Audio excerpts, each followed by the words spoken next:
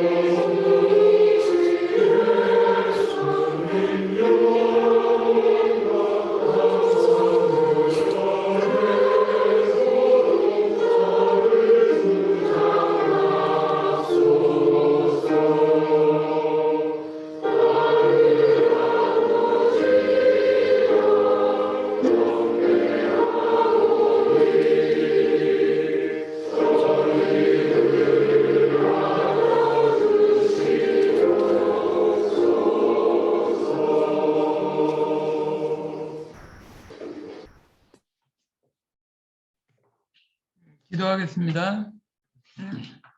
거룩하신 아버지 하나님, 주님의 은혜를 감사를 드립니다. 코로나가 여전히 창궐을 하고 있고 또 전쟁의 소리가 들리고 도처에서 재난의 소리가 들리지만은 그리스도 안에서 선택하시고 언약하신 뜻이 있어서 저희들을 보호하시고 인도해 오신 것에 대해 감사를 드립니다. 저희들이 이 어두운 세상 가운데에서 주님의 복음의 증인들로서 세움을 받아 싸운즉 주님의 몸인 교회 아로서 그 직무와 책임을 잘 감당하는 저희들이 다 되게 하여 주옵소서. 저희들이 이제 신학교 경건의 시간으로 모여사옵나이다. 주님께서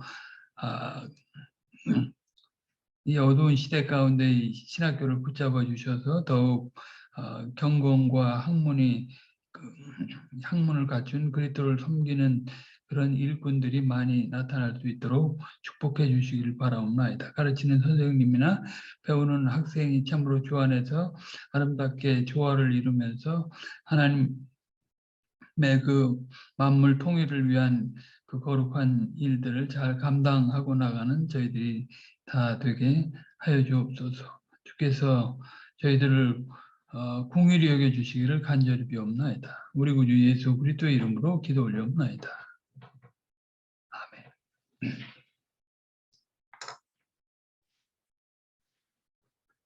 아멘. 오늘은 골로새서 말씀을 보도록 하겠습니다. 그리스도의 사역을 맡은 바울의 일에 대해 보도록 하겠습니다. 골로새서 1장 24절부터 2장 5절까지입니다.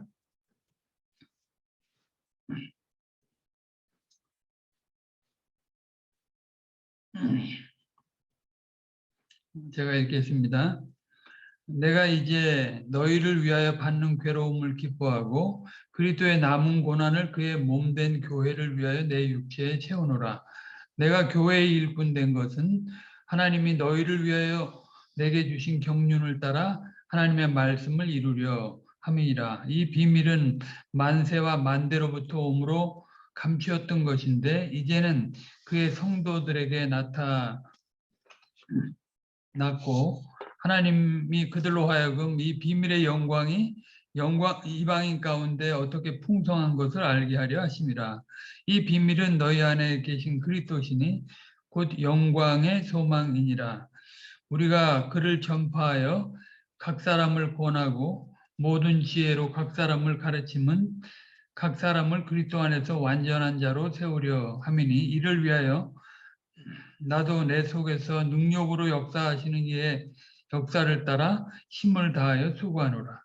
내가 너희와 라오디게아에 있는 자들과 물론 내 육신의 얼굴을 보지 못한 자들을 위하여 어떻게 힘쓰는 것을 너희가 알기를 원하노니 이는 저희로 마음의 위안을 받고 사랑 안에서 연합하여 원만한 이해의 모든 부요에 이르러 하나님의 비밀은 그리스도를 깨닫게 하려 함이라. 그 안에는 지혜와 지식의 모든 보화가 감추어 있느니라. 내가 이것을 말하면 아무도 공교한 말로 너희를 속이지 못하게 하려 함이니 이는 내가 육신으로는 떠나 있으나 심령으로는 너희와 함께 있어 너희의 규모와 그리스도를 믿는 너희 믿음에 굳은 것을 기쁘게 팝니다. 아멘. 그리스도의 사역을 맡은 바울의 일에 대해서 보도록 합니다.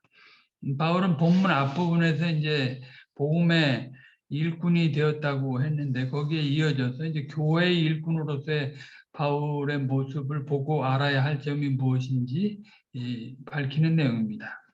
골로새 교인들이나 라오디게아 교인들이 이 말씀을 잘 받으면 바른 교회를 세우고 악한 세력들을 교회에서 물리칠 것입니다. 물론 이제 악한 세력들은 골로새 교회 안에 있는 그 유대주의자들과 헬라주의자들을 염두에 둔 것입니다. 유대주의자들은 뭐 형식으로 또 그릇된 전통을 주장하는 자들이었고 또 헬라주의자들은 인본주의자들인데 철저히 이제 종교적인 그런 형태만 취하고 본질에는 접근하지 못하는 그런 세력들을 가리킵니다. 먼저 그들의 그 문제점을 지적하기 전에 본질적인 문제를 먼저 여기서 거론하는 것입니다. 인사를 하고 기도를 한 다음에 그리스도에 대해서 얘기를 하고 이제 이어서 그리스도의 일꾼으로서의 바울의 사역을 얘기하는 것입니다. 본문의 내용을 하나님의 경륜에 따라서 구분해 보면 순차적으로 구분해 보면 첫째는 바울이 하나님의 경륜을 따라서 하나님의 말씀을 이루는 교회 일꾼으로 권한받는 이유가 무엇인지 24절, 25절에서 나타내고요. 계속해서 둘째로는 바울이 하나님의 경륜과 비밀을 연계해서 바로 그 비밀이 그리스도이시다 하는 것을 밝힙니다. 26절로 27절입니다. 그리고 셋째는 그 그리스도를 전파하는 목적이 무엇인지를 밝히고 그 일을 위해 이제 성신으로 힘을 다해 수고한다고 했습니다. 그것이 28절로 29절. 그리고 이제 넷째는 25장에 들어가서 라오디게아 사람들과 바울을 보지 못한 골로새 교우들을 위해서 바울이 힘쓰는 것을 알기를 원한다고 하면서 그 힘쓰는 까닭이 그리스도의 비밀을 깨닫게 하기 위함이라고 말씀합니다. 마지막으로는 이제 바울이 그리스도를 말하는 이유가 골로새 성도들이 이제 거짓 성도들의 속임에 거짓된 자들의 속임에 미혹되는 일이 없도록 하기 위한 것이다. 그렇게 하는 것으로서 바울과 고로새 성도들이 연합해서 함께 나아가야 하는 것을 입증하고자 하는 것입니다. 사도가 이제 하나님과 교회 그 사이에서 이제 사역을 하는 그리스도의 사역을 이어받아서 사역을 하는 존재로서 그 모든 것들을 염두에 두고 자신의 사역을 언급한다 하는 것을 우리가 알 수 있습니다. 하나님의 경륜에 따라서는 이렇게 구분할 수 있는데 원래 이제 하나님의 말씀이 하나님의 경륜을 말할 뿐만 아니라 인간이 또 그 안에서 책임 맡은 존재로서 어떻게 뭐 어떤 내용을 증거하고 어떻게 열심을 감당하고 어떤 것들을 주의를 시키는가 하는 것들을 또 구분해서 우리가 생각해 볼 수 있습니다. 그것은 뭐 주제별로 구분하면 넷으로 나눌 수 있는데요. 첫째는 교회 일꾼된 바울에 대해서입니다. 그것이 25절인데 주의 종이기도 하고 복음의 종이기도 한 바울이 이제 교회의 일꾼이라고 하는 것입니다. 둘째는 교회의 일꾼으로서 전하는 내용이 무엇인가 하는 내용인데 그것은 비밀이신 그리스도시다 하는 것입니다. 그 안에 지혜와 지식의 모든 보화가 다 담겨 있다고 하는 것입니다. 그리고 이제 1장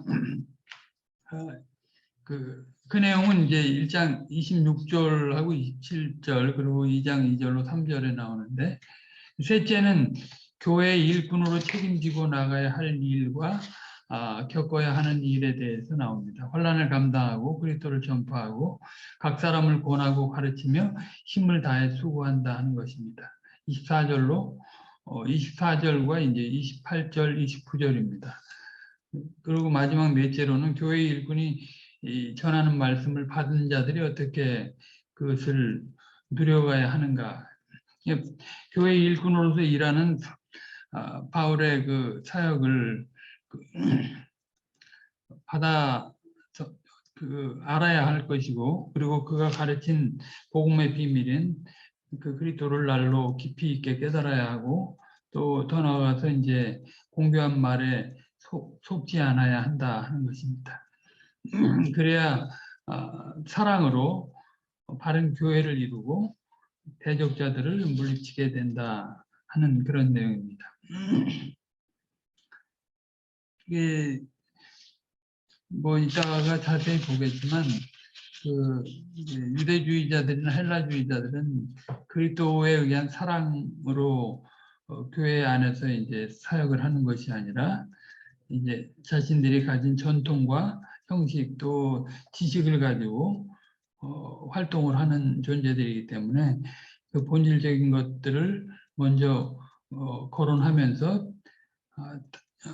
골로새 교인들이 그것을 온전히 따라서 그것을 물리칠 수 있도록 안내한다는 것을 우리가 알 수 있습니다.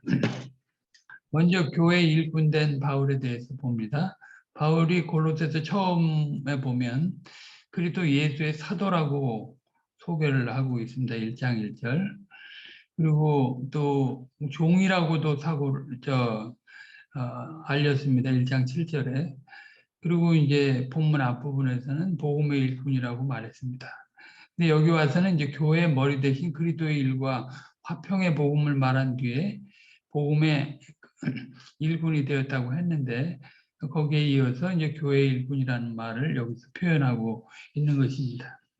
하나님의 뜻에 따라서 이 땅에 낮아지셨다가 높이 되신 그리스도의 일을 이어받아서 주의 몸인 교회 일을 한다.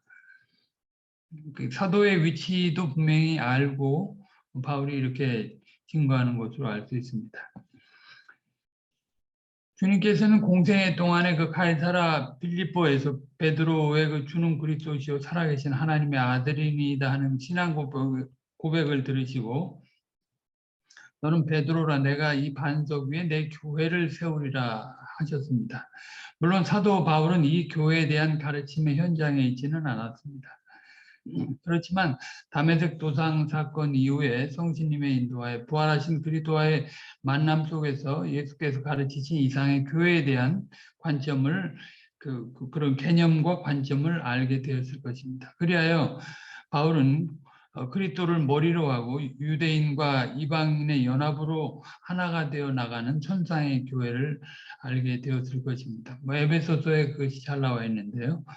그리고 그 교회가 사도의 복음 전파로 말미암아 각 지역에 나타나는 그 회중이다 하는 것을 알았습니다. 그러니까 그 사도의 위치가 이제 교회가 서 나가는데 얼마나 앞선 존재인가 하는 것들을 아는 거죠.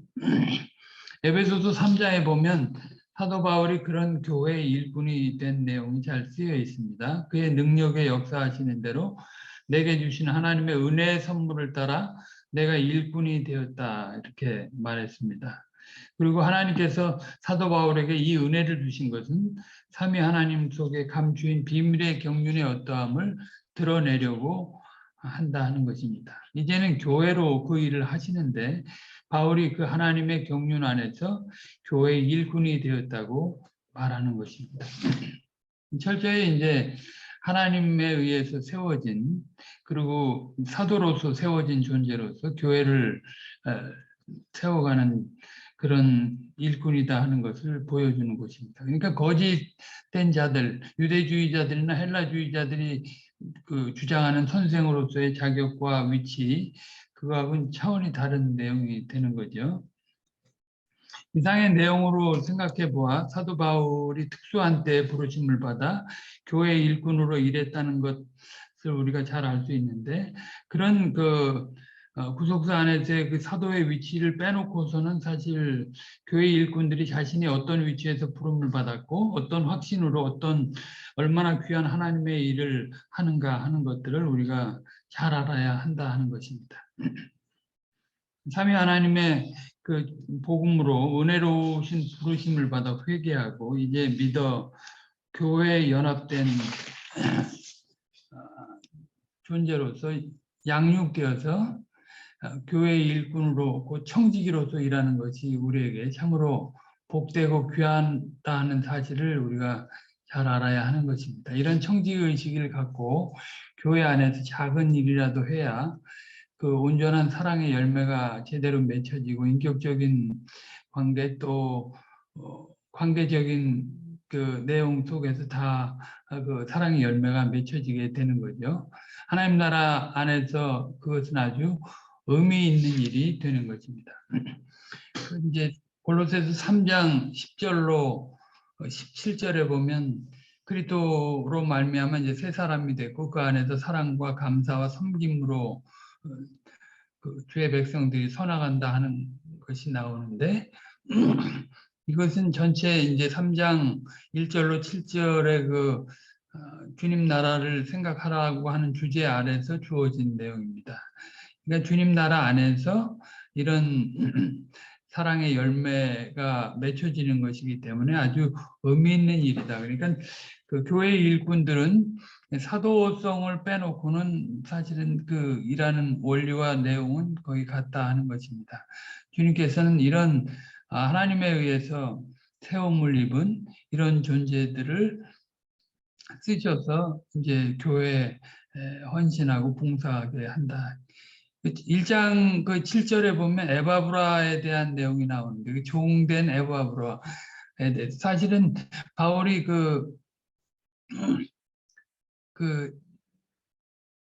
3차 전도 여행 아시아를 거점으로 해가지고 이제 아시아 지역에 복음을 전파할 때 골로새 지역도 이제 복음을 받았다고 한 것을 우리가 알고 있지 않습니까?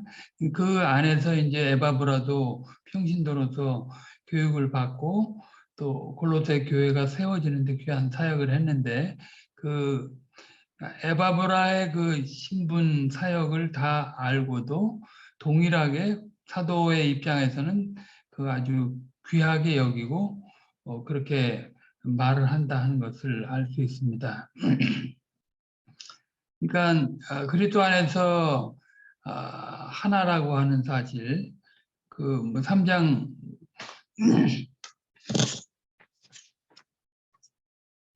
3장 10절하고 11절에 보면 이제 그리스도 안에서 새 사람이 된 것을 얘기하는데 하나님의 형상을 좇아서 지식에까지 새롭게 함을 받았다고 하고 거기에는 헬라인, 유대인, 할례당, 무할례당, 야인, 스구디아인, 종, 자유인 분별이 있을 수 없다. 오직 그리스도는 만유시요 만유 안에 계신다는 표현을 하고 있습니다. 그러니까 사도의 위치에서 그 교회를 세우는 그런 귀한 역할을 하는 거지만 그 안에서 그 쓰임 받는 모든 사람들에 대해서 차별하지 않았다. 굉장히 존중하고 나중에 뭐 뒤에는 오네시모도 나오고 뭐 아키포 이런 저 노예들 뭐 그런 신분자들도 나오지만 굉장히 존중하는 그런 태도를 보입니다. 그러니까 거짓 선생들은 사실 가지고 있는 조직이나 형식, 전통, 지식을 가지고 차별화하는 일을 했습니다. 교회 안에서. 그래서 사실은 저들이 하나님으로부터 세움을 받지 못했다는 것을 그 감각기관을 통해서 다 드러낸 거죠.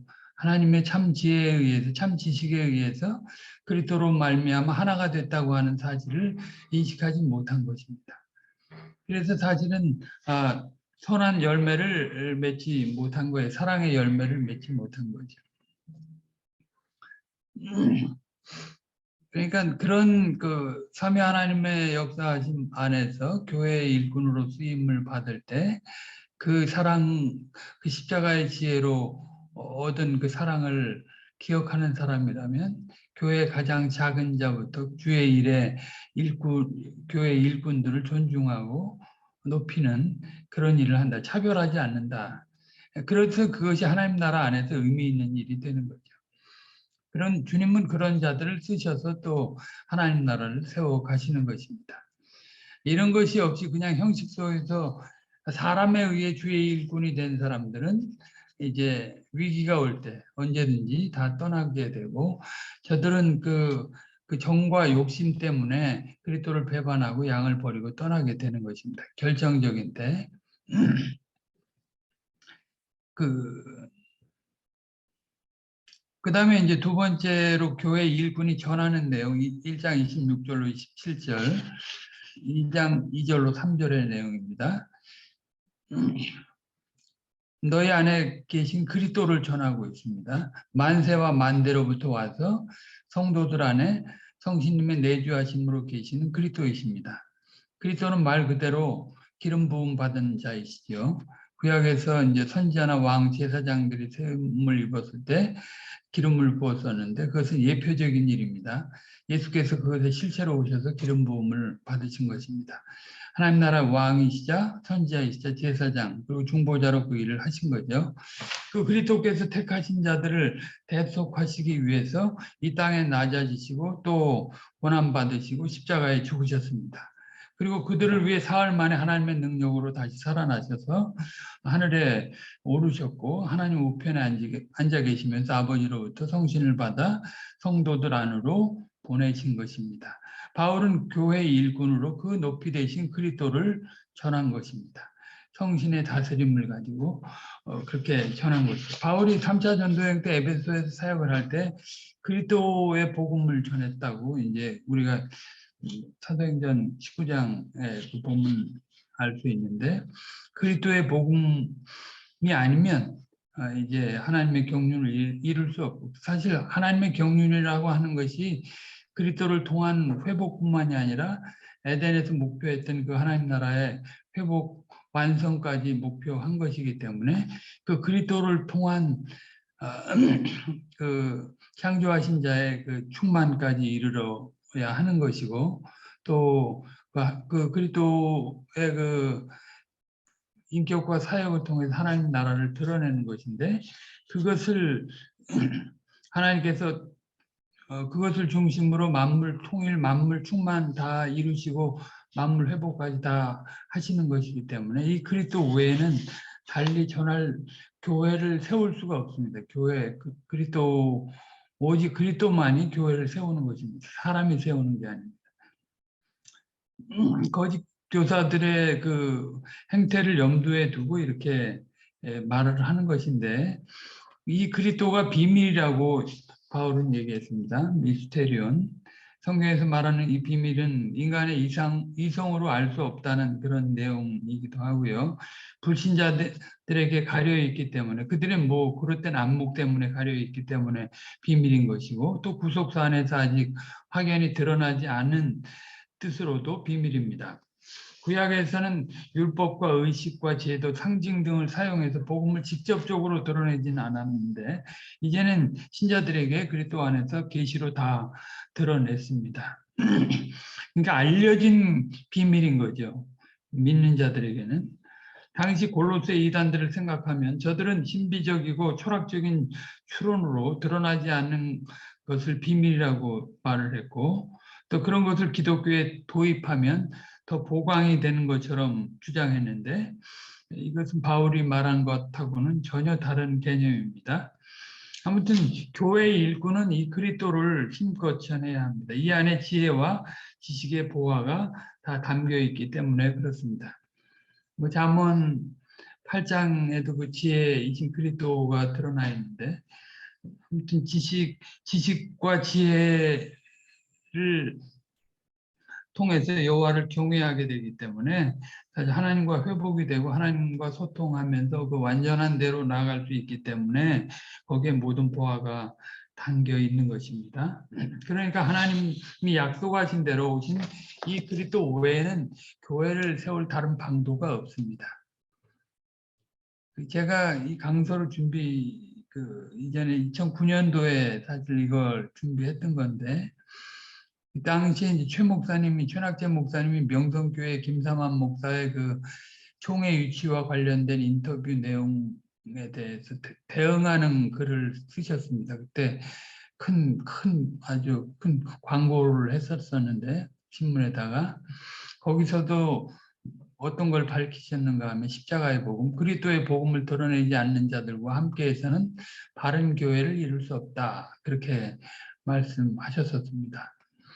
요한일서 2장 22절에 보면 예수가 그리스도이신 것을 부인하는 자들은 거짓말하는 자들인데, 아버지와 아들을 실질적으로 부인하는 자가 적그리스도라고 했습니다.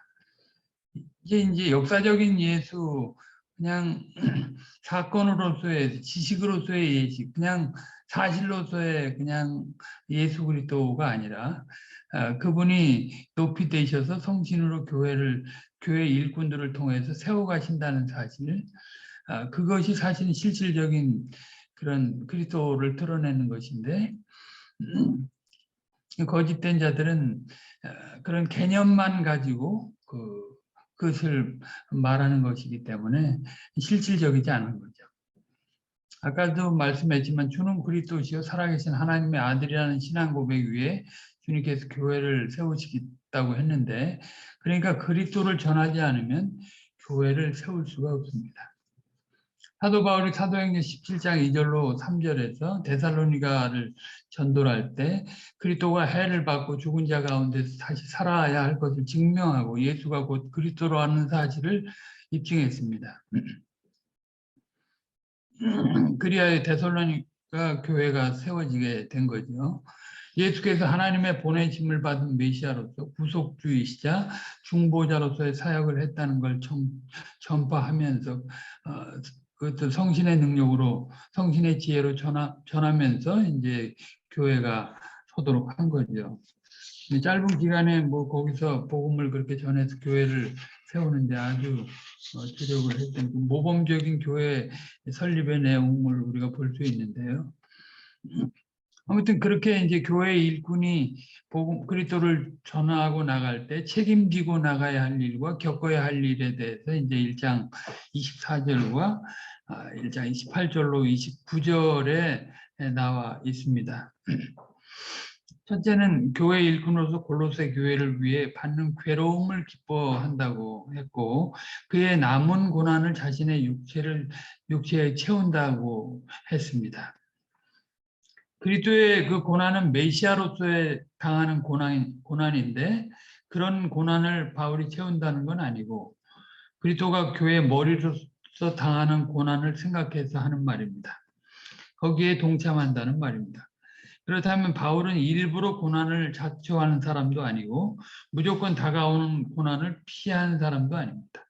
고난은 자기가 사도로서 사역을 하는 데 있어서 반드시 겪어야 할 일로 알았습니다.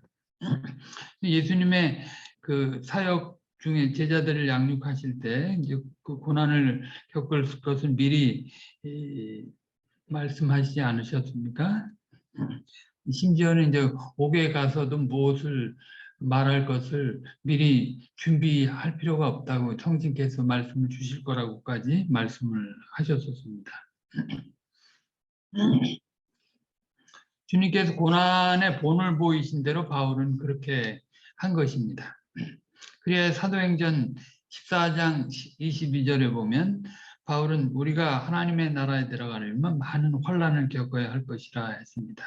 그러니까 그 환난이라는 것이 곧 교회의 고난과 함께 그리스도의 남은 고난에 그 동참하는 것이고 또한 그것이 형제들을 위로하는 것이기 때문에 그렇게 당하는 것입니다.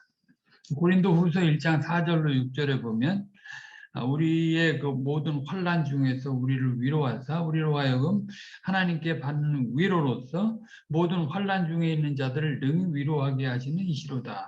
그리스도의 고난이 우리에게 넘친 것 같이 우리의 위로도 그리스도로 말미암아 넘치는도다.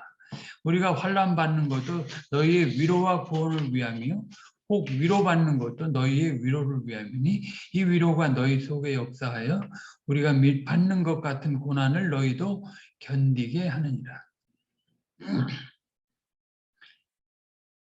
바울이 이제 옥중에서도 성도들의 그 빌립보 서에도 그것이 잘 나와 있는데 옥중에서도 성도들 이제 기뻐하라고 하면서 오히려 자신이 받는 위로로서 성도들에게 큰 도움이 된다. 고난으로서 큰 위로가 된다 하는 표현을 했습니다.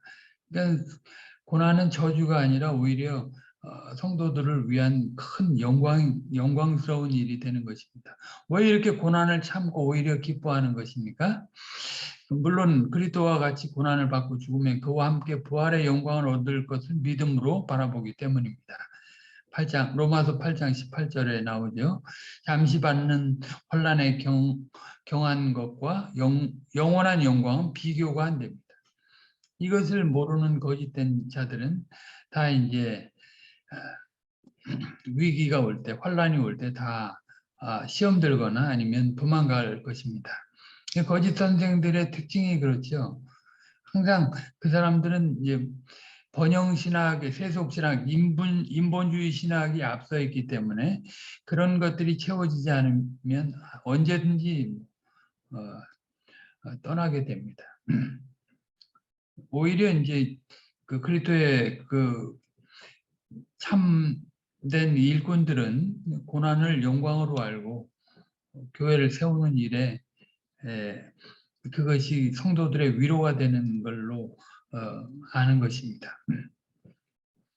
그리고 둘째는 그 교회 일꾼은 그리스도를 전파하고 각 사람을 구원하고 각 사람을 가르치는 것입니다. 고난을 감내할 뿐만 아니라 즐거움으로 감내할 뿐만 아니라 이제 그리스도를 전파하고 권하고 가르치는 거죠. 전파하는 것으로 선포하고 권하는 것으로 돌보고 가르치는 것으로 교육하는 것입니다.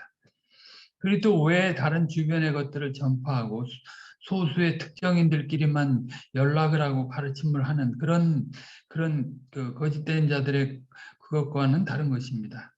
그리스도의 유일성과 충족성을 알고 그것을 충분히 전하고 그의 본을 따라 각 사람을 권하고 각 사람을 가르치는 것입니다. 하나님께서 일반적인 방도를 무시하지 않기 때문에 이 일을 위해서는 말씀을 연구해야 되고 경건의 훈련을 해서 기도하며 실천을 해야 하는 것이죠. 그렇게 해가지고 변화된 그리스도의 인격으로 장성을 해야 합니다. 그렇지 않으면 각 사람으로 하나님의 아들을 본받아 완전케 하는 이 일을 할 수가 없습니다.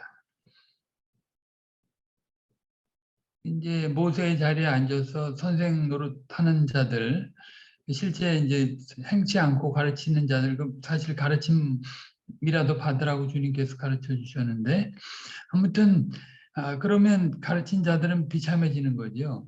사실 가르친 자들이 실제적으로 그리스도와 소통하면서 그리스도를 드러내고 그리스도 안에서 자라가고 그리스도를 구원하고 그리스도를 어, 가르치는 그런 것들이 이제 생활화되지 않으면 이게 참 어, 거짓 교사들과 같이 될 수 있다. 오늘날 그 개혁교회 목사들의 그 한계가 뭐냐면 사실 개혁 신학은 잘 알고 그 틀을 잘 알아서 그것을 뭐 원어적으로 신학적으로 교조적으로 뭐 신앙 고백적으로 잘 증거는 하는데 사람이 안 변합니다. 우리 그리스도와 매일의 그 생활 속에서의 그 말씀과 성신으로 그 그리스도를 더욱 알아가고 그리스도를 드러내는 인격이 나타나야 되는데 그것이 안 되기 때문에 그래요. 사실 뭐 에베소서 말씀에도 보면 그 삼위 하나님의 사역의 내용을 증거하고 바울이 그 교회 일꾼이 그렇게 그로 말미암는 교회를 얘기하고 교회 일꾼됨을 얘기하고 교회 그 직분을 얘기한 다음에 이제 각 부부관계, 부자관계, 또 사회적인 관계 속에서 그 그리스도인의 그 새 생활을 행해야 된다고 하는 것들을 얘기하는데, 그리고 마지막에 뭐 전투하는 교회로서 살아가야 할 것을 말을 하는데, 골로새서도 마찬가지예요.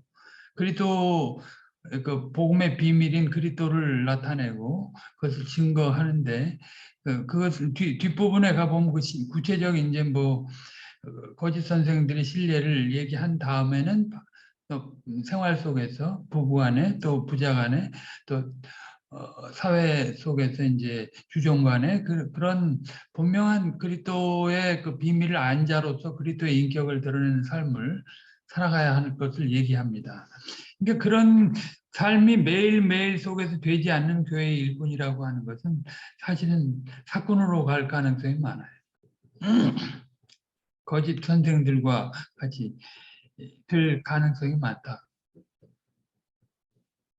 바울 사도는 사도로서 교회의 기초를 이루는 특수한 일을 하지만 주의 일꾼들은 그 위에다 집을 완성하기 위해 짓는 일을 하는 것입니다. 그러니까 교회 사역의 각 부분에서 균형 있게 해야 할 일을 해야 하는 것입니다. 나는 어느 한 부분만 감당하기 위해서 준비하고 실천하면 되었다 생각하고 말거나 나는 어떤 일만 적성에 맞는다고 그것만 힘쓰거나 나는 이런 일만 주력하겠다고 한다면 전체와 조화를 이루지 못하는 것입니다. 교회 일꾼은 주께서 말씀하신 바를 어느 것 하나 소홀히 하지 아니하고 일을 하여야 합니다. 성신의 은사나 성신의 열매라는 것도 서로 하나가 되어 공익을 누리면서 완전에 이르러가는 과정 속에서 나타나는 것이지 각자가 일하는 것으로 끝나는 것이 궁극적인 목적이 아닙니다. 성신의 열매도 사실은 개인적인 것이 아니고 교회적인 거죠. 그래서 이제 골로새 3장에 가보면 그리스도 안에서 새 사람을 얘기하는 겁니다. 모든 은사와 직임이라고 하는 것이 그 새 사람으로서의 그 은사와 직임이고 그들이 합력해서 그 옛 에덴에서 잃어버린 그런 인간 하나님의 형상과 하나님의 나라를 회복하고 완성하는 일을 해야 하는 거죠.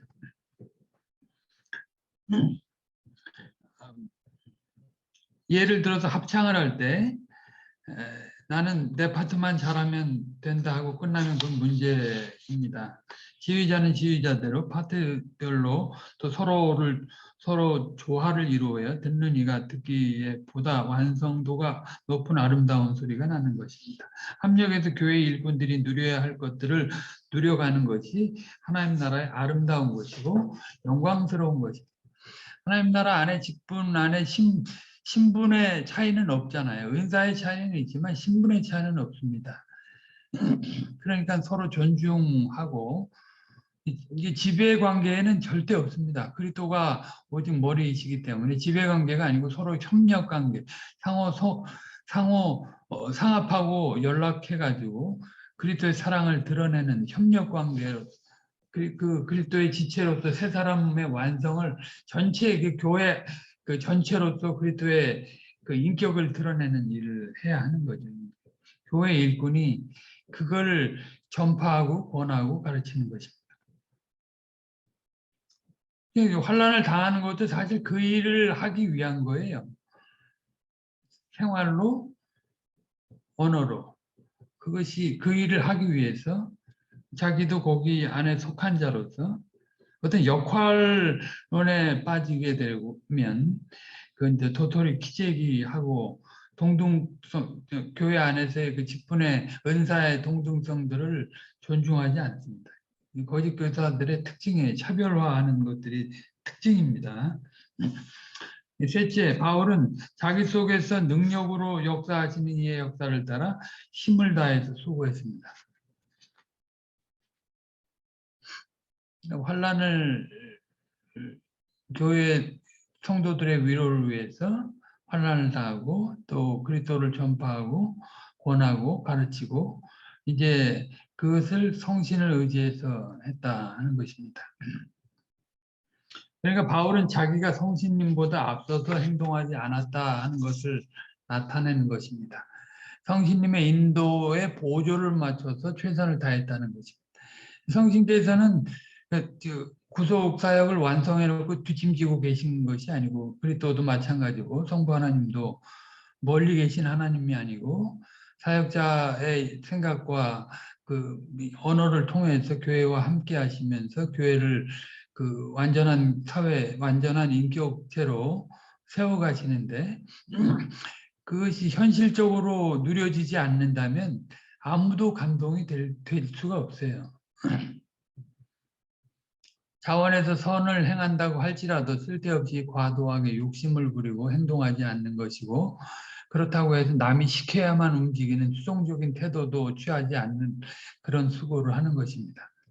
각자가 사실은 다 말씀과 성신님의 인도를 따라서 신앙생활을 하는 것이지만 은사와 직임에 따라서 서로 연합하면서 성신님의 인도는 그렇게 서로 연합해서 과연 하나님께서 우리에게 이런 일을 이루신다는 것을 너도 나도 고백하고 세워갈 수 있게 하는 거죠.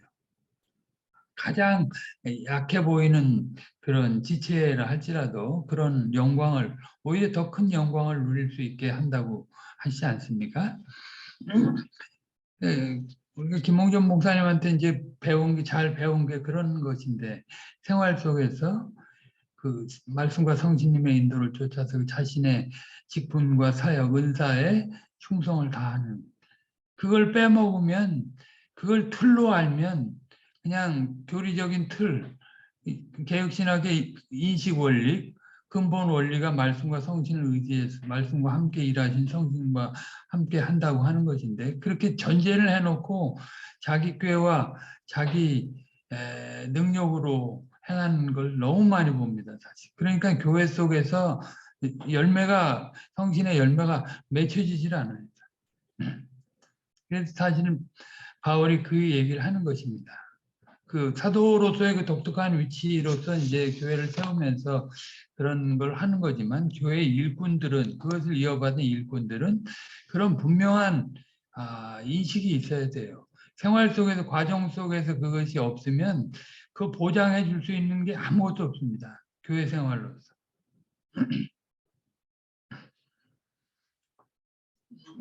그러니까 수동적으로 절대 움직이지 않았고요. 자기가 적극적으로 과도하게 욕심을 내서 무슨 주의를 하지 않았습니다. 하나님과 아주 이제 균형 있게 소통하면서 성신 하나님의 인도를 따라 사역을 한 거죠. 하나님께서 그 안에 언약하신 대로 차서 있게 역사를 성취하신 것을 깨닫고 또 현재적으로 이렇게 다스려가는 것을 알고서 이런 고백을 하는 것입니다. 그 복음서에 보면 마가복음 12장 28절로 33절의 내용인데요. 서기관 중 한 사람이 부활 문제와 관련해서 저희와 변론하는 것을 듣고 예수께서 대답을 잘 하신 줄 알고 예수께 나와서 질문을 했습니다. 그는 모든 계명 중에 첫째가 무엇입니까? 하고 주님께 여쭈었습니다. 이에 대해 예수께서 대답하시기를 첫째는 이것이니 이스라엘아 들으라 주 곧 우리 하나님은 유일한 주시라 내 마음을 다하고 목숨을 다하고 뜻을 다하고 힘을 다하여 주 너의 하나님을 사랑하라 하신 것이요. 둘째는 이것이니 내 이웃을 내 몸과 같이 사랑하라 하신 것이다. 이에서 더 큰 계명이 없느니라 하고 말씀하셨습니다. 이에 대해 질문을 한 서기관이 말하기를 선생님이 옳소이다. 하나님은 한 분이시오. 그 외에 다른 이가 없다 하신 말씀이 참이니이다.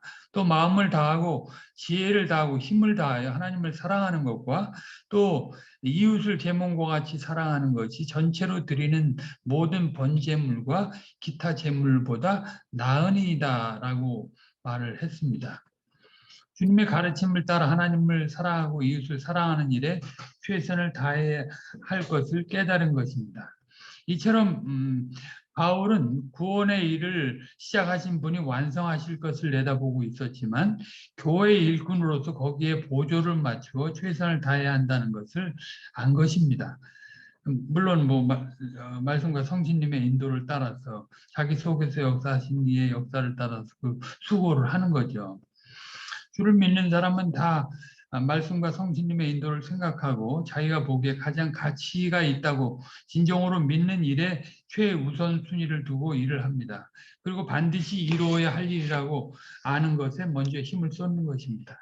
그러니까 우리의 생활 속에서 일에 있어서 순위에서 밀려나고 힘을 쏟는 것에서 차별 대우가 되는 거라면 그만큼 자기가 생각하기에 가치가 떨어지고 반드시 이루어야 할 것이라는 것에서 뒷자리에 있는 것입니다. 말로는 아무리 하나님의 생각이 앞선다고 하지만 행동에 있어서 공리적으로 자기를 위하는 그런 결과가 난다면 그것은 우리 각자가 심각하게 반성해 볼 일입니다. 재미있게 이제 재미있는 학교의 선생님들이 그런 표현을 하는데 시간을 쓰는데 너의 마음이 가 있다. 돈을 쓰는데 너의 마음이 가 있다. 한 달의 재정의 그 지출 현황을 보면 그 사람의 마음이 어디에 가 있는지 다 드러난다. 그런 얘기를 하잖아요. 근데 사실 그건 무시할 수 없는 내용이죠. 생각은 주님의 일을 한다고 해놓고 물질 쓰는 거나 시간 쓰는 것은 딴 데 가 있다고 한다면 그것은 성신님의 인도에 보조를 맞춰서 할 수 없는 거예요. 한다고 말할 수 없는 거죠. 우리가 사실 지금 1년 회계를 할 즈음인데 12월이면 우리가 1년을 돌아보고 회개한다고 할 때 과연 교회 안으로서 내가 물질이나 시간이나 정력을 어떻게 써나갔는가 그런 것들을 반성하지 않으면 발전할 길이 없습니다. 성신님의 인도에 대해서 뚜렷하게 무슨 길을 보여주는 것이 아니면 보통 이렇게 할까? 농부가 농사를 질 때 어떻게 하는 것이 어떻게 하는 것 정확하게 잘 되는 건지 다 알 수가 없으니까 이렇게도 해보고 저렇게도 하는 건데 성신님의 인도를 받는 사람이 그렇잖아요. 그러니까 바울도 아시아로 가려고 했다가 브루기아 갈라디아로 가려고 했다가 막혀가지고 다시 본도 비두니아 쪽으로 가려고 했다가 막혀가지고 드로아에서 유럽으로 가게 돼. 애초에 유럽으로 갈 생각은 없었는데 근데 이제 한 걸음 한 걸음 그렇게 인도를 받아서 그렇게 성신님의 인도를 쫓아서 나가다 보니까 유럽으로 와서 그것이 교회 역사 안에서 엄청난 그런 걸음이 되지 않았습니까? 그런 것들, 그러니까 무슨 거창하게 1차 년도, 2차 년도, 3차 년도 계획을 세워서 일을 하지 않았지만 한 걸음 한 걸음 그렇게 주님과 말씀과 성신의 동행하면서 인격적으로 소통하면서 그렇게 나가는 것, 그것이 얼마나 중요한가.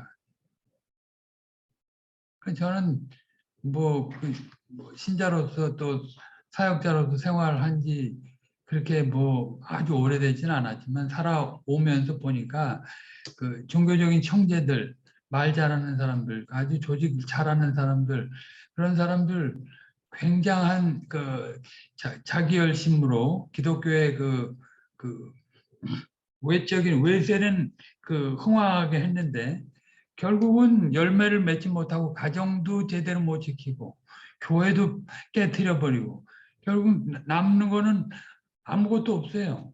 그런 걸 너무 많이 봤어요. 그러니까 사실은 뭘 그렇게 기독교 종교 천재로서 큰 일을 하는 것보다는 그 주님과 동행하면서 성도들을 위해서 환난을 겪으면서 주님 그리스도를 잘 드러내고 이제 그 성신님과 보조를 맞춰서 그렇게 일을 하는 것. 그걸 그냥 도식적으로 기계적으로 하는 게 아니라 그렇게 할 때 이제 좋은 결실이 있다. 주님이 목표하신 그런 창조하신 자의 형상을 완전히 회복하고 또 하나님의 나라의 그 완성점을 향해서 나아가게 됩니다. 그 다음에 이제 교회 일꾼이 전하는 말씀을 듣는 자들이 알아야 할 것이 2장 1절, 2절, 또 4절, 5절에 나오는데 사역자의 수고를 알아야 된다는 것과 그들이 가르치는 그리스도를 깨닫고 실질적으로 교회 안으로 살아가야 한다는 것과 더 나아가서 이제 공교한 말에 속지 않아야 될 걸 그렇게 얘기합니다. 앞에 얘기를 사실 반복해서 교회 일꾼의 사역을 다시금 그 수고하는 사람의 수고도 알고 또 그들이 가르치는 그 그리스도를 더 잘 알고 그래서 거짓 선생을 물리치고 나가야 할 것을 얘기하는 것입니다. 이 자세한 내용은 뭐 안 해도 될 것 같고요. 네. 그 정도 오늘 말씀을 하겠습니다. 아까도 말씀드렸지만 거짓 선생들은 이런 뚜렷한 만물 충만, 만물 통일의 그 목표가 없습니다. 그리스도를 중심으로 하는 그 안에서 매일매일의 삶도 없고 결국은 그걸 가지고 알고 있는 지식과 제도 형식적인 권위를 가지고 차별화하는 일을 합니다. 교회 속에서. 거짓 선생들은 그렇습니다. 근데 교회 참된 일꾼들은 오히려 성도들을 위해서 고난받고 또 그리스도를 온몸으로 다 전하고 그것을 성신님과 보조를 맞춰서 그 일을 한다. 그것을 우리가 잊지 않으면 되겠다는 그런 생각을 해봅니다. 이 정도 하고 마치겠습니다. 기도하겠습니다. 거룩하신 아버지 하나님, 사도 바울은 하나님으로부터 세움을 입은 존재이고 또 종으로 부르심을 받은 존재이며 복음의 일꾼이라는 것도 알았지만 또 그 구속사 안에서 독특한 위치에서 교회 일꾼으로 사역한다는 것도 알았사옵나이다. 그런데 그 교회 일꾼으로 일할 때 그리스도의 남은 고난에 참여하고 이제 그리스도만 드러내고 이제 성신님과 보조를 맞춰서 나가야 한다는 것도 분명히 인식했사옵나이다. 그리고 또 그 사도의 교훈을 바른 교훈을 받을 자들이 어떻게 그 말씀을 가르치는 자의 수고를 알고 그리스도를 알아가며 그 거짓된 존재들을 물리치고 나가야 하는 것도 분명히 알고 일깨웠사옵나이다. 사도 바울의 그 구속사 안에서의 사도로서의 위치를 빼놓고는 사실은 교회의 일꾼으로서의 원리가 여기에 동일하게 제시되어 있음을 기억하옵나이다. 저희들이 과연 오직 그리스도를 위해서 주님의 몸인 교회를 위해서 환난을 받고 위로를 하려고 하는 그런 존재인지 늘 살펴보게 하시고 늘 그 성신님과 동행하는 가운데 주님의 그 말씀 사역자의 도구로서 온전히 쓰이고 있는지 늘 살펴보게 하여 주옵소서. 저희들은 그 모든 일을 잘 감당했다 할지라도 그것으로 하나님 앞에 의로움을 받을 수 있는 존재들이 아니옵나이다. 주님께서 다 재료를 주시고 그 영광에 참여하게 하시고 또 우리에게 은혜를 내려주시길 기뻐하시온즉 저희들은 늘 겸손히 무익한 종으로도 마땅히 해야 할 일을 했다고 하는 고백을 하며 나아갈 수 있게 하여 주옵소서. 하나님, 삼위 하나님의 사역 속에서 교회의 위치와 역할을 알고 사도 바울이 자신의 사역을 감당했는데 우리들도 삼위 하나님의 그 인격과 사역을 알고 교회 속에서 어떤 위치에 있는가를 잘 알고 진정 그 지체들을 위해서 기꺼이 죽음도 불사하는 삶을 믿음으로 그리스도를 따라가는 그 삶을 믿음으로 힘써서 살아가는 저희들이 다 되게 하옵소서. 매일매일 생활 속에서 이것을 확인하고 즐거워하며 하나님을 기쁘시게 하는 자들이 다 되게 하옵소서. 모든 걸 주께 의탁드리고 감사드리며 우리 구주 예수 그리스도의 이름으로 기도 올려옵나이다. 아멘.